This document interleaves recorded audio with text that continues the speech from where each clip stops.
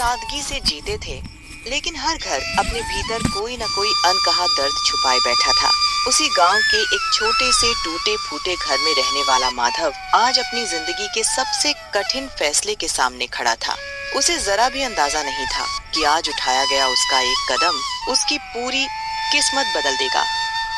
माँ, साहूकार का कर्ज हर दिन बढ़ रहा है और तुम्हारी ये खांसी, मुझसे अब तुम्हारी ये हालत नहीं देखी जाती।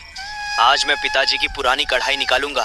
मैंने तय कर लिया है, मैं उनके उसी पुराने तरीके से चिकन करी बनाऊंगा। बस तुम अपना आशीर्वाद बनाए रखना। माधव के कदमों में आज एक अजीब सी भारीपन था। वो जानता था कि यह सफर आसान नहीं होने वाला है, लेकिन उसके पास अब खोने के लिए कुछ बचा ही नहीं था। वह धीमी चाल से चलता हुआ घर के पिछले हिस्से में जाता है और सालों से धूल खा रही एक बड़ी कहाई को बाहर निकालता है। वीरपुर गांव के मुख्य चौराहे पर शेर सिंह का राज चलता था। उसका ढबा सिर्फ एक ढबा नहीं, बल्कि उसका अहंकार था। पूरे इलाके में चिकन करी के नाम पर लोग सिर्फ उसी की चौखट पर माथा टेकते थे और इस बात का घमंड शेर सिंह की रग रग में बसा था। शेर सिंह भाई, मान गए आपके हाथों को। क्या गजब की चिकन करी बनाते हो। एक बात बताओ, ऐसा कौन सा खास मसाला डालते हो जो इसका स्वाद सीधा दिमाग तक जाता है? शेर सिंह अपनी जगह से थोड़ा आगे झुकता है। उसकी आंखों में एक अजीब सी चालाकी है। वो ग्राहक को ऐसे देखता है जैसे कोई कीड़े को देख रहा हो। अरे ओ मुंगेरी लाल, अगर मैंने अपने खजाने का राज तुझे बता दिया तो कल को तू भी मेरे सामने तंबू गाड़ कर खड़ा हो जाएगा। ये शेर सिंह का स्वाद है, कोई खैरात नहीं जो सरेआम बांटता फिरूं। खाना था, खा लिया, अब चुपचाप पैसे रख और रास्ता नाप। अरे भाई, मैं तो बस तारीफ कर रहा था, इसमें इतना गुस्सा करने वाली क्या बात है? जाना है या मैं अपने आदमियों को बुलाऊं? अगली सुबह जब सूरज की पहली किरण वीरपुर की जमीन पर पड़ी तो चौराहे का नजारा बदल चुका था। शेर सिंह के बड़े ढाबे के ठीक सामने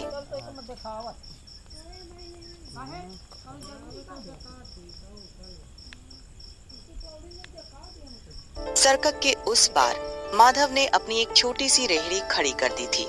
यह सिर्फ एक ढाबा नहीं था, यह शेर सिंह के अहंकार को सीधी चुनौती थी। पिताजी कहते थे, खाना हाथों से नहीं, नीयत से बनता है। मेरी नीयत साफ है तो स्वाद अपने आप आएगा। माधव धीरे धीरे कढ़ाई में तेजपत्ता, साबुत लाल मिर्च और जीरा डालता है। छन छन की जोरदार आवाज हवा में गूंज उठती है। उसने जैसे ही भुने हुए मसालों में टमाटर डाले, एक बहुत ही गहरी और जादुई खुशबू पूरे चौराहे पर फैलने लगी। यह खुशबू उस पार बैठे शेर सिंह के नाक तक भी पहुंच गई। वो जादुई खुशबू शेर सिंह के लिए किसी जहर जैसी थी। उसका खून खौल उठा। वो भारी कदमों से सड़क पार करता हुआ सीधा माधव के सामने आकर खड़ा हो गया। उसकी आंखों में आग थी और उसके चेहरे पर खतरनाक गुस्सा। ए दो कौड़ी के इंसान, ये क्या तमाशा लगा रखा है यहाँ? तेरी इतनी हिम्मत कि तू शेर सिंह के ढाबे के सामने अपनी ये कबाड़ जैसी रेहड़ी लगाएगा? माधव ने करछुल नीचे रखा।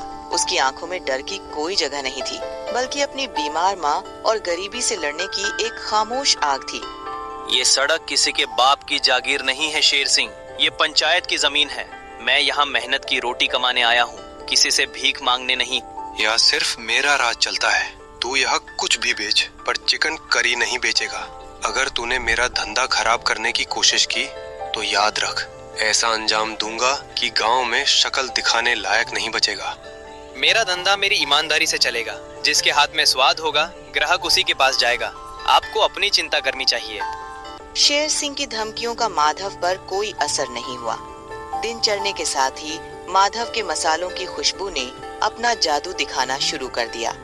जो लोग सालों से मजबूरी में शेर सिंह का घमंडी बर्ताव सहकर उसका खाना खाते थे, वो आज एक नई उम्मीद के साथ माधव की रेहड़ी की तरफ खिंचे चले आ रहे थे। वाह माधव बाबू, कसम से आज तक मैंने ऐसी चिकन करी नहीं खाई। इसमें मसालों से ज्यादा तो किसी के प्यार और मेहनत का स्वाद आ रहा है। शेर सिंह तो इसके आगे कहीं नहीं टिकता। रमेश की बातें सुनकर माधव के चेहरे पर एक हल्की सी मुस्कान आ जाती है। वह अपने काम में और भी तेजी ले आता है। माधव ग्राहक से पैसे लेता है और गल्ले में रखता है। उसे अपनी माँ की दवाइयों का इंतजाम होता हुआ दिख रहा था। मैं कोई व्यापारी नहीं हूँ, बस अपनी माँ। वो आलीशान ढाबा जहाँ कभी पैर रखने की जगह नहीं होती थी, वहाँ सारा वो पैर रखने की जगह आज बिल्कुल वीरान पड़ा था। दूसरी तरफ माधव की छोटी सी रेहड़ी पर लोगों की लंबी कतारें लगने लगी थीं। यह मंजर शेर सिंह के सीने में कील की तरह चुभ रहा था। ये कल का छोकरा मेरी सल्तनत बर्बाद कर रहा है। मैं ऐसा हरगिज नहीं होने दूंगा। मुझे कीमत गिरानी होगी। मैं 150 रुपए की प्लेट सीधा 80 रुपए कर दूंगा। देखता हूँ ये भूखा नंगा माधव मेरे सामने कैसे टिकता है। शेर सिंह ने अपना पहला पैंतरा चला। उसने अपनी चिकन करी की कीमतें आधी कर दी ताकि लोग वापस उसके पास आएं। लेकिन वो ये भूल गया था कि लोग सिर्फ पैसों के लिए नहीं बल्कि उस स्वाद और ईस्ट के लिए माधव के पास जा रहे थे जो उन्हें वहाँ मिल रही थी। दोपहर का वक्त था। तेज धूप में एक बूढ़ा और बेहद कमजोर आदमी लाठी टेकता हुआ शेर सिंह के ढाबे पर पहुंचा। उसके चेहरे पर भूख की गहरी लकीरें थीं और हाथों में पुराने नोट थे। बाबूजी, सुबह से पेट में अन्न का एक दाना नहीं गया है। मेरे पास ये 30 रुपए ही हैं। जो भी थोड़ा बहुत रूखा सूखा हो मुझे दे दो। भगवान तुम्हारा भला करेगा। ओए भिखमंगे, चल पीछे हट। मैंने यहाँ कोई खैरात बांटने का सेंटर खोल रखा है क्या? 80 रुपए की प्लेट है। अगर जेब में पैसे नहीं हैं तो शक्ल मत दिखा। जा यहाँ से। शेर सिंह की ये कड़वी बातें उस बूढ़े के दिल को चीर गईं। वह निराश होकर पीछे मुड़ने ही वाला था कि तभी माधव भागता हुआ सड़क पार करके वहाँ आया। उसने बूढ़े बाबा का हाथ अपने हाथों में ले लिया। इससे बाबा, आप मेरे ढाबे पर चलिए। जब तक मैं यहाँ खड़ा हूँ कोई भी यहाँ से भूखा नहीं जाएगा। माधव ने उस बूढ़े इंसान को जी भरकर खाना खिलाया। बदले में जो दुआएं माधव को मिली वो किसी भी दौलत से बढ़कर थीं। लेकिन दूसरी तरफ शेर सिंह पूरी तरह बौखला चुका था। कम कीमत करने के बाद भी उसके पास ग्राहक नहीं आ रहे थे। अब उसने व्यापार का सबसे गंदा रास्ता चुन लिया था, मिलावट। अगर मुझे कीमत कम रखनी है तो मैं असली माल क्यों इस्तेमाल करूं? ये सला हुआ चिकन और घटिया मसाले ही मेरी कमाई बढ़ाएंगे। लोगों को क्या पता चलेगा? उन्हें तो बस सस्ता खाना चाहिए। शेर सिंह चंद पैसों के लालच में अंधा हो चुका था। वो लोगों की सेहत के साथ खेलने लगा था। लेकिन बुराई के रास्ते पर चलने वाले को ये नहीं पता होता कि वो रास्ता सीधा तबाही की तरफ जाता है। रात का अंधेरा वीरपुर गांव को अपनी चादर में ढक चुका था। गांव के बाहर एक पुराने खंडहर में शेर सिंह अपनी हार का सबसे घिनौना बदला लेने की साजिश रच रहा था। उसने गांव के एक लालची गुंडे रंगा को माधव का नामो निशान मिटाने के लिए बुला लिया था। ये लड़का माधव मेरी नाक में दम कर चुका है। कल सुबह होने से पहले उसकी वो कबाड़, रेहड़ी और कढ़ाई सब कुछ राख हो जाना चाहिए। ऐसा काम करना कि वो दोबारा इस गांव में धंधा करने की हिम्मत न कर सके। आप बेफिक्र रहो शेर सिंह। आज रात में उस माधव के ढाबे का ऐसा तमाशा बनाऊंगा कि कल सुबह वो सिर्फ राख बटोरेगा।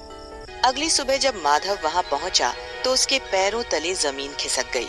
उसका इकलौता सहारा, उसकी मेहनत की कमाई का जरिया जलकर राख का ढेर बन चुका था। चारों तरफ सिर्फ बर्बादी का धुआं उठ रहा था। माधव के सारे सपने उस राख में मिल गए थे। मेरी माँ की दवाइयाँ, मेरा सब कुछ लूट गया। ये किसी की साजिश है। किसी ने जानबूझकर मुझे बर्बाद किया है। अरे रे, ये तो बहुत बुरा हुआ माधव। देखा, मैंने कहा था ना कि ये धंधा तुम्हारे बस का नहीं है। पर तुम मुझ पर शक मत करना, मैं इतना नीचे नहीं गिर सकता। शेर सिंह की वो झूठी हमदर्दी माधव के घावों पर नमक की तरह लग रही थी। माधव खामोश था, लेकिन उसकी आंखें जानती थीं कि इस राख के पीछे सिर्फ और सिर्फ शेर सिंह का हाथ है। माधव की रेहड़ी जलने के बाद शेर सिंह ने वापस अपनी कीमतें बढ़ा दी थीं। लेकिन पाप का घड़ा ज्यादा दिन नहीं छिपता। शेर सिंह के घटिया और मिलावटी खाने की वजह से गांव के कई लोग गंभीर रूप से बीमार पड़ने लगे। मामला सरपंच रघुनाथ तक पहुंच गया। आज पंचायत की चौपाल में न्याय होने वाला था। शेर सिंह, तेरी नीचता की सारी हदें पार हो चुकी हैं। रंगा ने कबूल कर लिया है कि तूने ही उसे पैसे देकर माधव का ढाबा जलवाया था। और तो और चंद रुपयों के लालच में तू पूरे गांव को सड़ा हुआ और मिलावटी जहर खिला रहा है। मुझे माफ कर दो सरपंच जी। शेर सिंह ने ही मुझे लालच दिया था। नहीं सरपंच जी, ये झूठ बोल रहा है। ये मेरे खिलाफ एक बहुत बड़ी साजिश है। तेरे सारे गुनाह साबित हो चुके हैं। तूने न सिर्फ एक गरीब का रोजगार छीना बल्कि लोगों की जान से खिलवाड़ किया। आज से तेरा ढाबा हमेशा के लिए बंद। और जब तक तू माधव के एक एक पैसे का नुकसान नहीं भर देता, तू इसी गांव में मजदूरों की तरह काम करेगा। सच को आप कितनी भी गहराई में दबा दें, वो एक दिन बाहर आ ही जाता है। सरपंच के फैसले के बाद शेर सिंह का सारा अहंकार टूटकर चूर चूर हो गया। उसे अब अपनी सजा काटनी पड़ रही थी। दूसरी तरफ माधव की मेहनत और ईमानदारी की जीत हुई। माँ, तुमने सही कहा था। रास्ता भले ही कठिन था, लेकिन ईमानदारी का फल हमेशा मीठा होता है। आज हमारा खुद का ढाबा है। माधव ने साबित कर दिया कि कोई भी शॉर्टकट या साजिश सच्ची मेहनत को नहीं हरा सकती। लालच इंसान को उस खाई में ले जाता है जहां से वापसी का कोई रास्ता नहीं होता। तो दोस्तों, उम्मीद है आपको यह कहानी पसंद आई होगी। याद रखिए, नियत साफ हो तो ऊपर वाला खुद आपके रास्ते खोल देता है।